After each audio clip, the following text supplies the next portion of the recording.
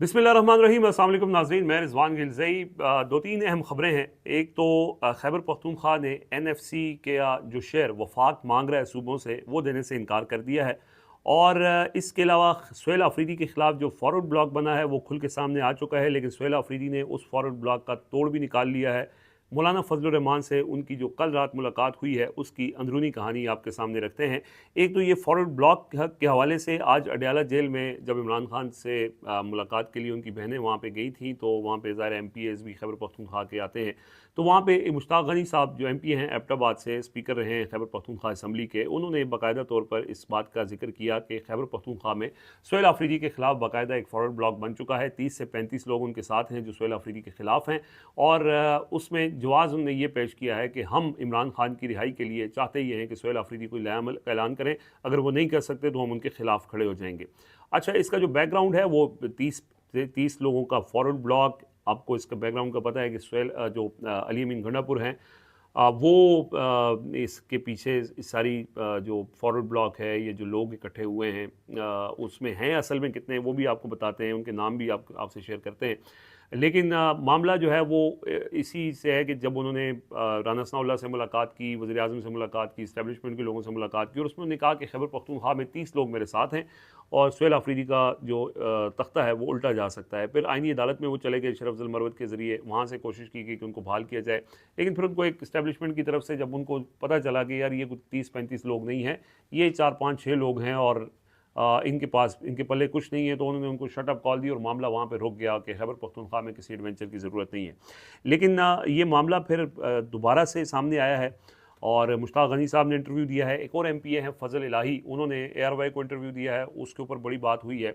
और टोटल ये 4-5 लोग हैं जिनके नाम अभी तक सामने हैं, जो खुल के सामने हैं। उसके अंदर अली अमीन गंडापुर साहब ज़ाहिर है वो हैं ही हैं, मुश्ताक गनी साहब हैं, फजल इलाही हैं, मेजर सजाद एक MP हैं और पख्तून यार एक MP हैं। ये वो लोग हैं जो अभी इस एक ग्रुप के अंदर हैं। दावा ये कर रहे हैं कि हमारे पास 30 से 35 लोग हैं, लेकिन ज़ाहिर है ये एग्जैजरेटेड नंबर है, जो सामने आए हैं वो यही लोग हैं। अच्छा, इस मामले को आप ये भी देखेंगे, ये उछाला जा रहा है मीडिया के ऊपर। इमरान खान का नाम लेने पर पाबंदी है, PTI की कोई खबर नहीं चलती, लेकिन PTI के इख्तलाफात और फॉरवर्ड ब्लॉक का मामला और आपस की इनकी जो चीज़ें हैं, इसके ऊपर मीडिया चैनल जो है वो ना सिर्फ उनके इंटरव्यूज चला रहा है, ना सिर्फ उसके ऊपर जो है वो ट्रांसमिशंस कर रहा है, बल्कि टॉक शोज़ का महवर भी जो है वो आजकल सिर्फ PTI के इख्तलाफात चल रहे हैं। इमरान खान का नाम नहीं है, लेकिन इमरान खान की पार्टी के अंदर इख्तलाफात के हवाले से इमरान खान का नाम भी चलता है, PTI की खबरें भी चलती हैं। और टॉक शोज़ के अंदर इस वक्त पाकिस्तान के बजट के हवाले से कोई बात नहीं हो रही, पाकिस्तान की महंगाई के हवाले से, मईशत के हवाले से, हुकूमत की नाअहलियों के हवाले से, किसान के हालात क्या हैं, बिजली क्या की लोड शेडिंग क्या है, बिजली के बिल्स क्या हैं, पेट्रोल के कीमत क्या है। इस पे बात करने के बजाय TV चैनल जो हैं वो इसी के ऊपर बात करते रहते हैं कि PTI के आपस के इख्तलाफात हैं। अब ये लोग खुद, उनको इससे अंदाज़ा लोगों को हो जाना चाहिए कि ये जो फॉरवर्ड ब्लॉग, ये जो इख्तलाफात, ये जो लोग भी कर रहे हैं, ये किसको सर्व कर रहे हैं। एक तो ये चीज़ है। दूसरा ये कि फिर ये सहारा ले रहे हैं PTI के लोगों को या सोशल मीडिया को या PTI के फॉलोअर्स की अटेंशन गेन करने के लिए। ये कह रहे हैं कि हम इसलिए उठे हैं कि हम इमरान खान की रिहाई चाहते हैं, इमरान खान की रिहाई के लिए सुहेल आफरीदी कोई लायामल नहीं दे रहे। अच्छा, इनको अब याद आया जब सुहेल आफरीदी ने कैबिनेट अनाउंस की है, उसमें जो ये उम्मीदवार थे कि इनको शायद वजारत मिलेगी, वो नहीं मिली, तो उसके बाद इनको इमरान खान की रिहाई याद आ गई है। इससे पहले इनको इमरान खान 8 महीने से सुहेल आफरीदी थे, उन्होंने सुहेल आफरीदी को एक दफ़ा भी मिल के नहीं कहा कि इमरान खान की रिहाई के लिए आप कोशिश क्यों नहीं कर रहे। और दूसरा, मीडिया चैनल जो है इसको चला रहे हैं, तो उससे ही लोगों को समझ आ जानी चाहिए कि इसके पीछे असल बदनीयती क्या है। अब ये मामला ये है कि चलें 5 से 7 लोग अगर नहीं है या 15 लोग हैं, तो उससे निपटने के लिए सुहेल आफरीदी क्या कर रहे हैं। सुहेल आफरीदी, अच्छा, आज ही इस गुफ्तगू में मुश्ताक गनी साहब ने यह भी कहा कि अगर आईनी अदालत, जो शरफ अफजल मरवत की पटिशन है कि सुहेल आफरीदी को इमरान खान ने लगाया है, इमरान खान जो है वो सज़ा याफ्ता और नाअहल हैं और वो ये उनके किसी फैसले पे अमल दरामद नहीं किया जा सकता, ये गैर कानूनी अमल हुआ है, लिहाजा अली अमीन गंडापुर को बहाल किया जाए। तो मुश्ताक गनी ये कहते हैं कि अली अमीन गंडापुर को अगर बहाल किया जाता है तो हम अली अमीन गंडापुर के साथ होंगे। यानी वो आईनी कहते हैं कि आईनी अदालत का फैसला मानना हम पे फ़र्ज़ है। वही आईनी अदालत जिसको PTI कह रही है कि हम मानते नहीं हैं, क्योंकि ये 26वीं तो मुतनाज़ा तरमीम के ज़रिए आई है और इसकी कोई कानूनी हैसियत, आईनी हैसियत नहीं है। लेकिन मुश्ताक गनी साहब कहते हैं कि नहीं, आईनी अदालत ने अगर ये फैसला दे देती है हमारी मर्ज़ी का और सुहेल आफरीदी को हटा देती है, तो उसमें फिर हम उनके साथ खड़े होंगे।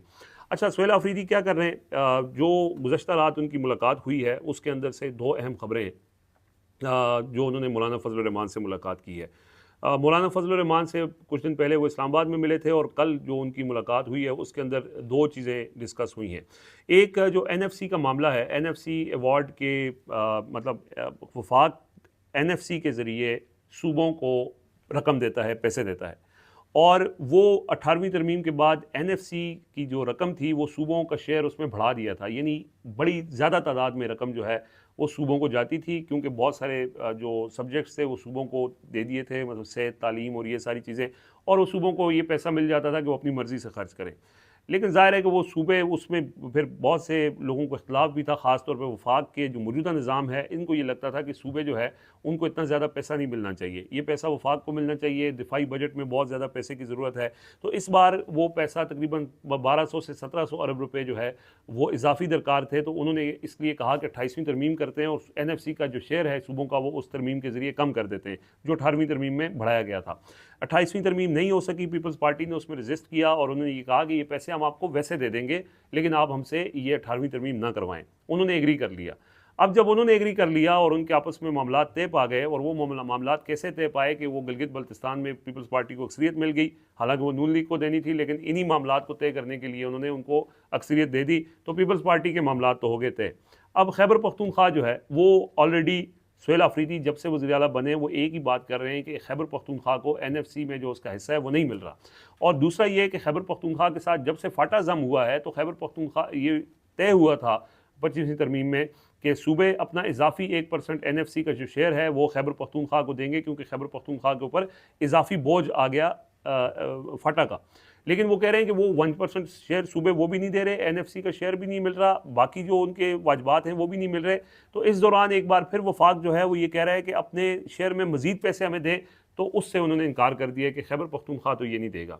अब खैबर पख्तूनख्वा में वो अकेले तो नहीं है, खैबर पख्तूनख्वा में यानी दूसरी बड़ी जमात है JUI, और उसमें मौलाना फजल रहमान के पास वो गए और उन्होंने ये कहा कि ये हमारे साथ, हमारे सूबे के साथ ज़्यादती है और इसमें हम आपका तावन मांगते हैं। तो मौलाना फजल रहमान ने उनको ये कहा है कि आपका बिल्कुल जायज़ बात है, बिल्कुल वफाक को एनएफसी में जो शेयर है वो नहीं मिलना चाहिए, और मौलाना भी अपोजिशन में है और वो उनको भी बहुत से मसाइल हैं वफाक से, मौजूदा निज़ाम से। तो उसमें उन्होंने सुहेल आफरीदी की मुकम्मल सपोर्ट की और ये कहा है कि हम इसमें आपके साथ खड़े हैं और किसी सूरत भी जो सूबे के हकूक़ हैं उस पर कॉम्प्रोमाइज़ नहीं किया जाएगा। ये पहली बात। दूसरी बात यह है, वो ये है कि सुहेल आफरीदी को ये इस तरह के फॉरवर्ड ब्लॉक और ये सारी चीज़ों से बहुत ज़्यादा चैलेंज का सामना है, और उस चैलेंज से निपटने के लिए मौलाना फजल रहमान ने उनको ये ऑफ़र कराई है कि अगर आपको ये मसला होता है कि खैबर पख्तूनख्वा में आपके खिलाफ फॉरवर्ड ब्लॉक बन जाता है, आपको बजट मंजूर करवाने में कोई मसला होता है, तो फिर हम आपको सपोर्ट कर सकते हैं। यानी उन्होंने उनको सपोर्ट की यकीन दहानी करवाई है। 18 खैबर पख्तूनख्वा में मेंबर्स हैं खैबर पख्तूनख्वा असम्बली में मौलाना फजल रहमान की जमात की, और अगर PTI, वैसे तो सुहेल आफरीदी 75 लोगों से मिल चुके हैं जो पर्सनली उनसे मिल चुके हैं, और उनके बाद नंबर्स पूरे हैं बजट मंजूर करवाने के लिए, लेकिन अगर कोई मसला होता है, और जैसे मुश्ताक गनी ये दावा कर रहे हैं कि वहाँ पे फॉरवर्ड ब्लॉक है और जो बजट को वोट नहीं देगा, और उन्होंने अपनी एक शराइत रखी हैं, तो फिर मौलाना फजल रहमान की जमात जो है वो सुहेल आफरीदी की हिमायत कर सकती है। और फिर सुहेल आफरीदी और मौलाना फजल रहमान की इस मुलाकात में दो तीन और चीज़ें भी डिस्कस हुई हैं। एक तो मौलाना फजल रहमान का एक बड़ा मसला मदारस के रजिस्ट्रेशन के हवाले से बिल है, वफाक ने मंजूर कर लिया, सूबे मंजूर नहीं कर रहे, तो सुहेल आफरीदी ने ये कहा कि ये मदारस की रजिस्ट्रेशन का जो बिल है वो मंजूर भी किया जाएगा और उसमें हम आपकी हिमायत भी करेंगे। फिर एक और इशू है मादनियात वाला, उसके ऊपर JUI का और PTI का मौक़िफ़ सेम है कि खैबर पख्तूनख्वा और बलूचिस्तान में जो मादनियात हैं उस पर वो मकामी लोगों का हक़ है, और मादनियात बिल आपको याद होगा इमरान खान ने रोक दिया था। मौलाना फजल रहमान और इमरान खान के इसके ऊपर मौक़िफ़ एक है, और उसमें वो चाहते हैं कि वो मिलकर चलें और जो सूबे के लोगों का जो हक़ है वो उनको मिले, बजाय इसके कि कोई और आके उनके हक़ पे कब्ज़ा करे। मौलाना फजल रहमान ने मीडिया से गुफ्तगू सुहेल आफरीदी के साथ की और उसमें उन्होंने कहा कि किसी को ये हक़ नहीं दिया जाएगा कि वो सूबे के वसाइल के ऊपर, लोगों के हकूक़ के ऊपर कोई आके कब्ज़ा कर सके। कल की मुलाकात में उनके दरमियान ये तय हुआ कि हमारे दरमियान जो मुश्तरकात हैं, मसलन JUI के दरमियान और PTI के दरमियान जो मुश्तरका जो उनकी पॉलिसीज़ हैं, अफ़गानिस्तान के ऊपर उनका एक मौक़िफ़ है, मादनियात के ऊपर उनका एक मौक़िफ़ है, NFC के ऊपर उनका एक मौक़िफ़ है। सियासी इस वक्त दोनों अपोजिशन जमातें हैं, और वो अब उन्होंने एक तरह से इस बात के ऊपर इत्तफ़ाक़ कर लिया है कि वो मिल के चलना चाहते हैं। इससे पहले भी इमरान खान की तरफ से आज इमरान खान के जो वकील हैं फैसल चौधरी, उन्होंने बाकायदा ट्वीट भी किया और ये बात रिपोर्ट भी हुई। इमरान खान ने खुद ये कहा था कि मौलाना फजल रहमान अपोजिशन में हैं तो उनके साथ मिल के लाए अमल बनाएँ अपोजिशन मिल के यानी उनको ऑन बोर्ड करें, उनसे ज़्यादा ताल्लुकात बढ़ाने की ज़रूरत है। लेकिन वो अली अमीन गंडापुर उस वक्त वज़ीर आला थे और उनके डर इस्माइल खान में वो राइवल्स हैं और वो नहीं चल सका था मामला। आज फैसल चौधरी ने ये कहा कि ख़ुद इमरान खान ने ये कहा था कि जो ताल्लुकात हैं उनको बढ़ाया जाए, लेकिन अली अमीन गंडापुर उसमें रुकावट है। अब सुहेल आफरीदी जो है वो ठीक कर रहे हैं, उनसे मुलाकातें कर रहे हैं। और मौलाना फजल रहमान एक तो ज़ाहिर है कि उनके वो खैबर पख्तूनख्वा के अंदर एक अहम स्टेक होल्डर हैं, वफाक के अंदर भी हैं, उनके पास स्ट्रीट पावर भी है, तो उनका साथ खड़ा होना इस मौजूदा निज़ाम के लिए जो है वो एक उनको डिस्टर्ब ज़रूर करेगा। तो ये उनके दरमियान जो है वो जो मुश्तरकात हैं ये तय हुआ है कि इसके ऊपर हम बात करेंगे, जो इख्तलाफात हैं इसके ऊपर बात नहीं करेंगे और दोनों जमातें जो है वो मिल के चलेंगी। और इब्तदाई तौर पर ये NFC वाले मामले पर जो पीपल्स पार्टी ने वफाक को टफ टाइम दिया है, अब खैबर पख्तूनख्वा भी उसमें उनको उस शेयर देने से उन्होंने इनकार किया है और उसमें मौलाना फजल रहमान की उनको हिमायत हासिल है। बजट के हवाले से मंजूर करने के हवाले से कोई उनको चैलेंज दरपेश नहीं है, मौलाना फजल रहमान की ऑफ़र उनको आ चुकी है। दीगर मामलात के ऊपर वो साथ चलना चाहते हैं और इसी में चल के आगे फिर जो सियासी तहरीक है जिसके अंदर पहले कोई इत्तेहाद नहीं बन सका या अलायंस नहीं बन सका, उस अलायंस के बनने का भी वाज़े इम्कान मौजूद है। सो ये कुछ अहम चीज़ें जो हैं ये कल की मीटिंग में डिस्कस हुई हैं और अब यही तय हुआ है कि आगे भी इन मुलाकातों को बढ़ाया जाएगा। और ये सुहेल आफरीदी की तरफ से मौलाना फजल रहमान को इंगेज करना, ये उनकी यानी एक सियासी ये जो कोशिश है, हालांकि इसके ऊपर लोग तनकीद कर रहे हैं कि वो अपनी हुकूमत बचाने के लिए पहले वो फैसल करीम कुंडी से मिले, पीपल्स पार्टी के यानी रहनुमा थे, फिर उन्होंने कहा जी एहसन इकबाल से मिले जो नून लीग के रहनुमा थे और अब मौलाना फजल रहमान से मिले। फैसल करीम कुंडी और नून लीग से तो उनकी मुलाकात प्योरली सूबे के मामले के ऊपर थी, लेकिन सियासी मामलात के ऊपर मौलाना फजल रहमान से उनकी जो मुलाकात हुई है ये उनके हवाले से PTI के हवाले से मस्बत है। बाकी जो इमरान खान की रिहाई का जो मामला है उसके लिए जो कोशिशें हैं वो उनको उन्होंने एक मौजूदा निज़ाम ने ये कहा हुआ है कि जून तक हमें टाइम दें, जून के महीने में, इसलिए कोई एक्टिविटीज़ नज़र नहीं आ रही।